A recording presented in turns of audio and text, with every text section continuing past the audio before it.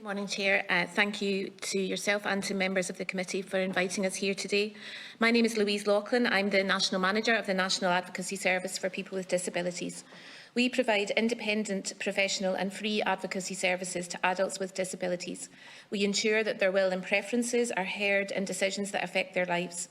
Last year, we provided over 3,800 advocacy interventions. Demand for our services has grown dramatically in the past year. Our waiting list has increased from 161 people in January to currently 251 people. This increase can be attributed to being under-resourced to manage the increased demand brought into our service due to COVID-19 related issues, and in more recent times the impact of the cost of living crisis on the people we support. In particular, almost 40% of cases this year have been related to housing issues. We also host the Patient Advocacy Service, which was commissioned by the Department of Health. It provides free, independent and confidential advocacy for people who wish to make complaints about patient safety incidents in HSE-funded public acute hospitals or nursing homes. Advocacy is vital to disability service provision. Advocacy ensures that a person's will and preferences are heard. It acknowledges the lived experience of people with disabilities and upholds people's rights. Mental health is a constant factor in our work. 25% of our cases involved some form of mental health issue in 2021, and we project that this will be sustained in 2022.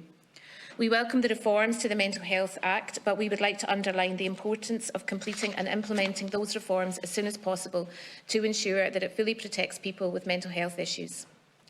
We work with many people that have both intellectual disabilities and/or autism and who are inappropriately placed in acute mental health facilities and have no agreed arrangement for support in the community.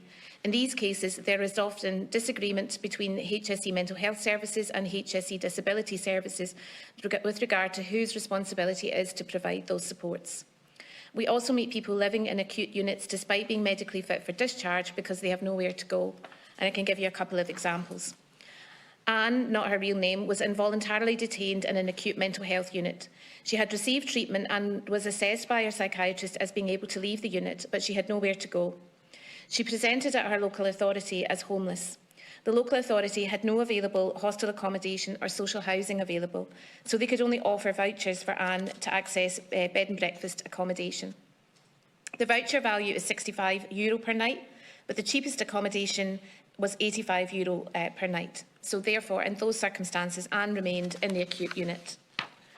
That's not an unusual example from our casework. We also regularly experience cases where interaction between CHOs and mental health services can impact the quality of life and increase rights restrictions placed on people in the community.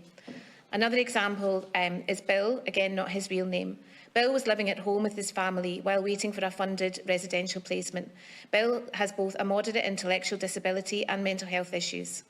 He was previously discharged from an acute mental health hospital and was supported by a community mental health team awaiting other arrangements, including his own residential placement.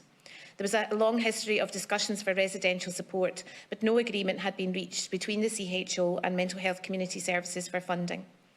The CHO disability side argued that he was not disabled enough for their criteria, but the mental health team assessed him as having a moderate intellectual disability. Bill was unable to cope living at home, and his family eventually had to obtain a safety order due to difficulties in supporting him.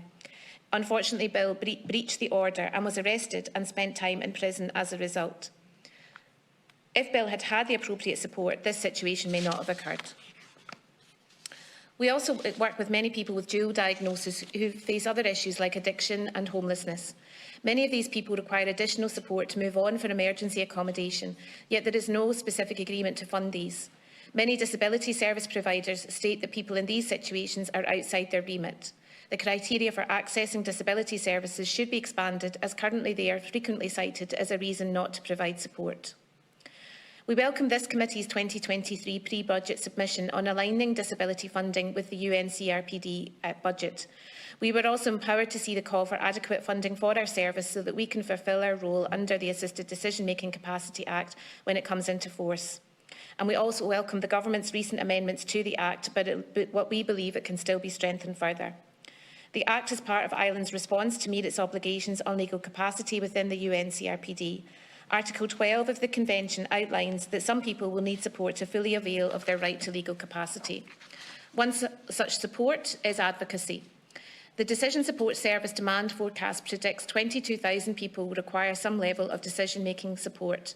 Some of those people will require independent advocacy.